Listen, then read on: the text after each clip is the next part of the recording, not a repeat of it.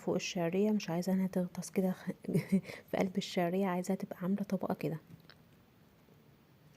وقوام المهلبية يبقى كده قوام انسيابي وجميل، بحيث ان انت بعد كده لما تيجي تاكليها تبقي تحسي ان انت بتاكلي كده حاجة كريمية كده وطعمها حلو.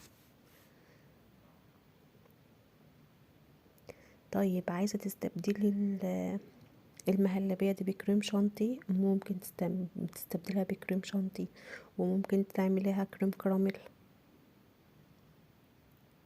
شايف انا سبتها هنا بس تستهدى كده بس 5 دقايق علشان اعرف احط الطبقة التانية. بعد كده بدأت احط الطبقة التانية.